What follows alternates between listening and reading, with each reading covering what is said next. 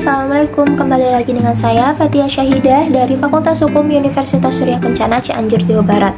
Di sini saya akan mereview kembali materi mata kuliah Hukum Pidana pada pertemuan ke-8. Dosen pengampu saya Ibu Prof. Dr. Hajah Yani Nuraini SMH dan asisten dosen Bapak Dr. Muhammad Rendi Aridayandi SMH. Pada pertemuan ke-8 ini membahas mengenai teori-teori ajaran sebab akibat atau kausalitas. Teori yang pertama yaitu ada teori cenitio sine qua non atau teori ekivalensi atau teori syarat mutlak atau bedingung teori.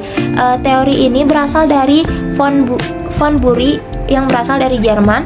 Tiap syarat adalah sebab dan semua syarat mempunyai nilai yang sama karena apabila satu syarat tidak ada maka akibatnya akan lain.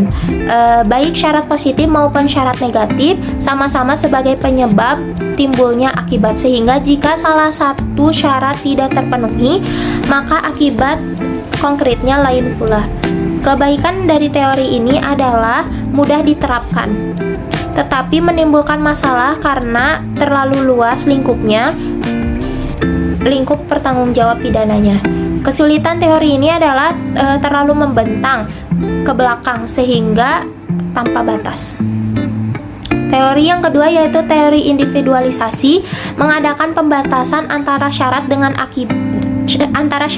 sebab secara pandangan khusus atau mengindividualisasi, yaitu secara konkret mengenai perkara tertentu saja dengan mengambil pendapat sesudah kejadian post actum atau in concreto. Dalam menentukan sebab akibat dari sebab dilihat dari rangkaian syarat dilihat sendiri-sendiri. Menurut para tokoh, yaitu menurut Bingmeier, sebab adalah syarat yang paling kuat. Kesulitannya adalah menentukan faktor yang paling kuat itu apa ukurannya. Sedangkan menurut Binding, sebab dari sesuatu akibat adalah faktor yang menahan negatif dari serangkaian faktor yang berupa positif. Teori yang terakhir yaitu teori generalisasi.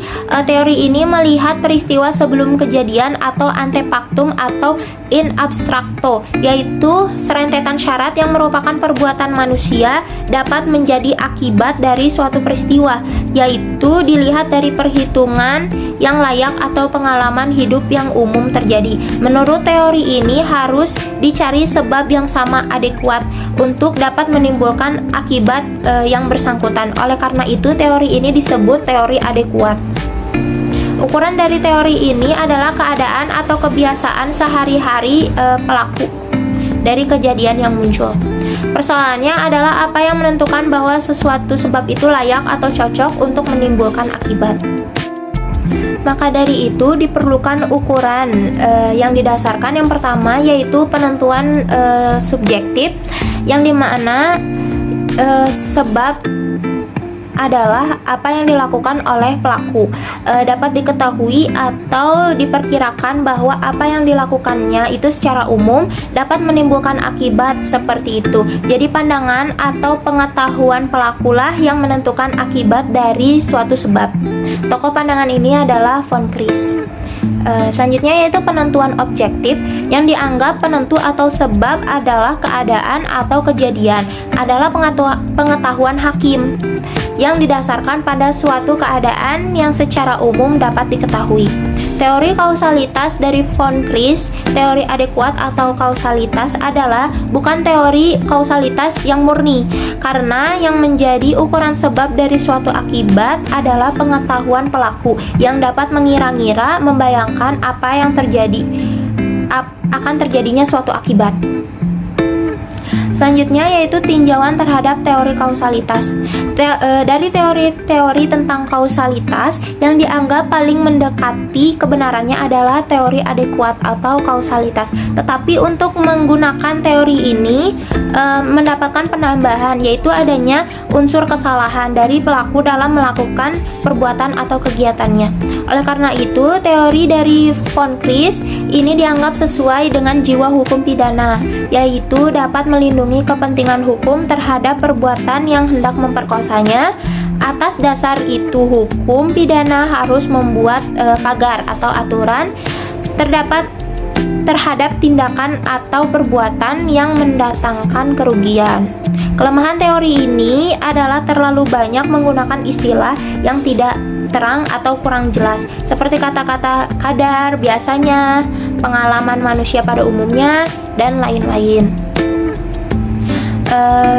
Pembahasan yang terakhir yaitu mengenai teori kausalitas dalam hal tidak berbuat. Muncul dalam delik omisi dan delik komisionis per omissionem commissa, yaitu delik yang dilakukan dengan cara tidak berbuat. Terhadap hal ini ada beberapa pendapat, yaitu tidak mungkin orang yang tidak berbuat akan menimbulkan akibat. Pendapat ini tidak dapat dipergunakan khususnya ilmu hukum pidana. Ukuran dari sebab adalah perbuatan yang paling positif yang dilakukan oleh pelaku. Sebab adalah sesuatu yang dilakukan. Jadi teori ini juga tidak dapat diterima dalam hukuman pidana karena bukan yang paling positif yang menjadi ukuran, melainkan yang ada hubungannya antara sebab dengan akibat.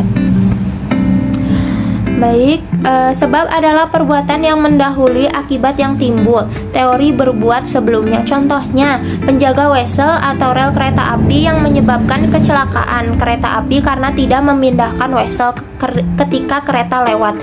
Menurut teori ini, menjadi sebab adalah apa yang dilakukan oleh penjaga atau petugas wesel tersebut. Teori tidak dapat memuaskan karena tidak ada hubungannya antara jabatan dengan akibat yang timbul.